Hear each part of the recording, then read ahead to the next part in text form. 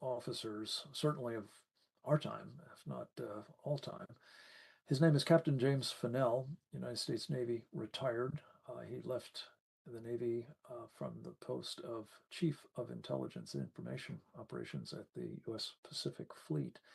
He has an extraordinary record of having warned about the coming threat from the Chinese Communists, specifically what he called a decade of concern, in which they would have military might sufficient, perhaps, for them to think that shooting war with us is an option. He's co-authored with Brad Thayer a very important book on the subject, Engaging Communist China, America's Greatest Strategic Failure. And we've asked him to sort of tie in a bit more fully the Chinese element of all of this and how it relates to our vital interests in terms of assuring a victory in Iran that will redound, I believe, to the benefit of the free world vis-a-vis the threat posed to it by communist China. Let's go to this final videotape clip from Securing America. I've spent my career focused on, as we call it, the main thing, the People's Republic of China, and fighting against the Chinese Communist Party, who's at war with us by their own declaration. So that's been the focus of my professional life for majority of it, but a part of it I spent in the Middle East. I spent 4 months in Riyadh, Saudi Arabia in 1994, and I made a couple of deployments on aircraft carriers into the Persian Gulf throughout my career. But I'm not an expert in it, I'm not a veteran of it, but I will say that we have international interests around the world, and President Trump was very clear when he ran for office, and he said it again yesterday. It's pretty simple. We cannot allow Iran to have nuclear weapons. That's in our national interest. Additionally, we know that Iran has killed Americans, most recently in the October 7th attacks into Israel from Gaza. That was initiated, or not initiated maybe, but sponsored largely by Iran with their money and ideology, and they killed Americans. I also remember back in the 1980s when 200 plus Marines were killed in our embassy in Beirut. So Iran's got blood on their hands for killing Americans. So I have no problem taking out this Iranian nuclear facility. It's in America's national interest, and if we kill a few Revolutionary Guard Corps officers in the process, then that's justified payback for what they've done to lots of Americans. My issue is that we have split the MAGA movement in a way. We're in the process of doing that, and I'm not happy about that. What we need to do is have folks ratchet down on both sides, not accuse one side that doesn't support this as being anti-American and the other side accusing the other of being neocons and wanting endless wars. That's not what President Trump said yesterday. He said it was simple. We can allow them to have nuclear weapons, and that doesn't necessarily mean we're not going to be invading Iran. So these two things can be mutually inclusive. Also, the other main issue for me is, getting back to the People's Republic of China, the main thing is this demonstrates once again, when we start getting upset about moving carriers, is we don't have enough carriers and we don't have enough of our Navy. And in the last 30 years, as we were doing these endless wars in the Middle East, the U.S. Army and their control over the Pentagon essentially allowed for the gutting of the U.S. Navy from 600 ships to 300 ships. So we need to get our priorities right. If we don't want to invade Iran, which we don't, and we don't want to have a land war in Asia, which we don't, then why the hell are we still buying all these Army combat brigade teams that cost just as much or more than a U.S. destroyer in both terms of production and maintenance over a span of a life, of an institution?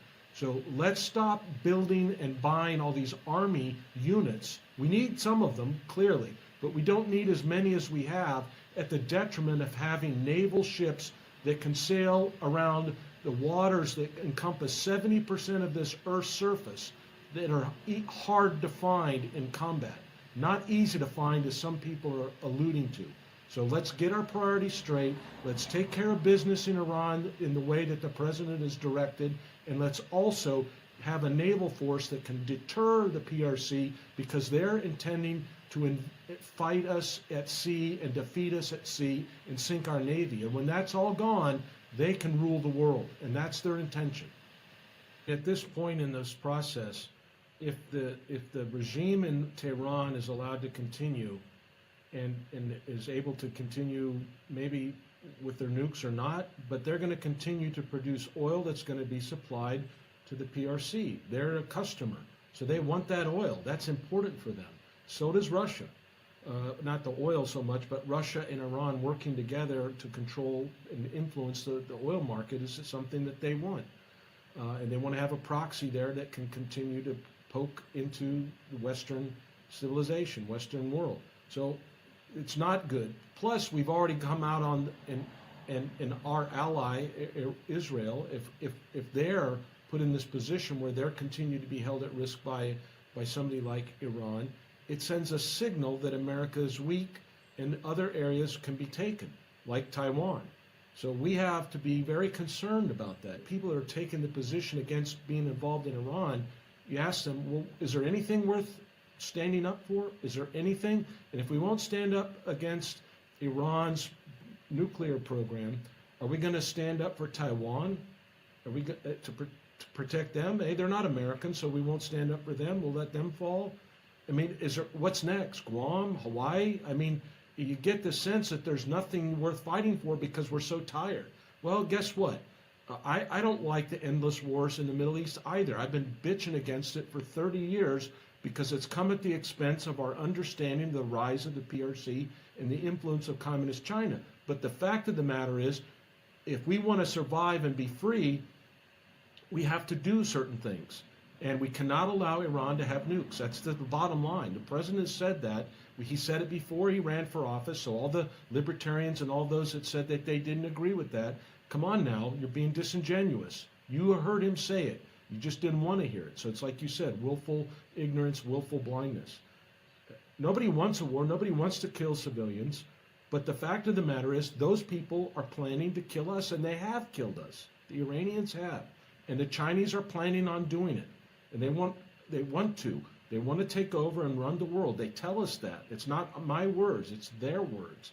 And we would be stupid if we sit there and ignored it because we're tired. That's not what happened 80 years ago in World War II, where men went off to fight for 4 years, 5 years in Europe and in Asia. They were tired, but they went back again. They were tired. They went back again. And they faced horrendous odds in some cases. They faced horrendous obstacles and heat and death and all kinds of crazy things, but they had to do what was right. And at the end of the day in World War II, they even had to go to the one step that nobody wanted, but they did it in essence to save millions of more lives. And that's a fact. So I'm not a warmonger. I'm not a neocon. I'm not somebody that's experienced and fought wars in the Middle East. I didn't. I'm somebody that's looked at the main thing in the PRC, and I'm telling you, I don't like it to lose the Nimitz, but we have the GW on station. But the fact of the matter is we're not ready as a nation to deal with these contingencies around the world. And because we are the last great superpower, they want to take us off this axis of evil of North Korea, China, Russia, and Iran. And we have to deal with that. We can't just put our head in the sand and think it's all going to vanish and we'll wake up and we can go have, brunch and things will be normal. It's not the way the world is. It's never been that way in history. We have to fight sometimes to keep what we want. Just like we have to mow the lawn every week and we have to pull the weeds. We have to cut our fingernails. We have to get a haircut. Things come and go. Life cycle comes and goes, and if you want to live in a civilized world, then you're going to have to defend it. Amen.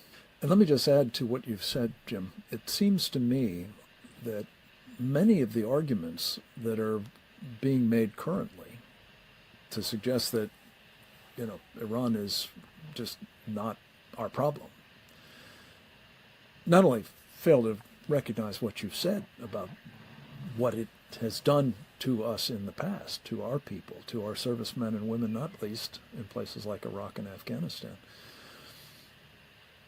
But what it says it intends to do to us, and has for 46 years, namely bring death to America, as well as death to Israel. But the arguments that are being made to say, well, never mind, that's not our problem, will surely, as you've suggested, be applied to Taiwan, or perhaps other of our key allies in the region if the Chinese have their way.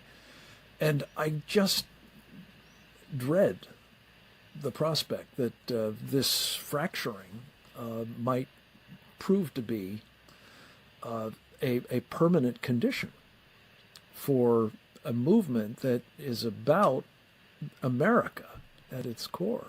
America first, yes, America first and foremost in the world, I think is an additional fillip that is very much part of the Trump America First movement. It is not the Lindbergh America First movement, which you will recall, Captain Fennell, not that you were alive in that period, but he was a guy who championed precisely what the isolationist wing. And then he apologized for it after the war started. Lindbergh said, I was wrong. I shouldn't have done that, and it weakened us. And he acknowledged that being an isolationist was a failed endeavor. Well, there you have it, folks. A voice of considerable intelligence addressing why we must both assure the Iranian regime's defeat and deter the CCP. Finally,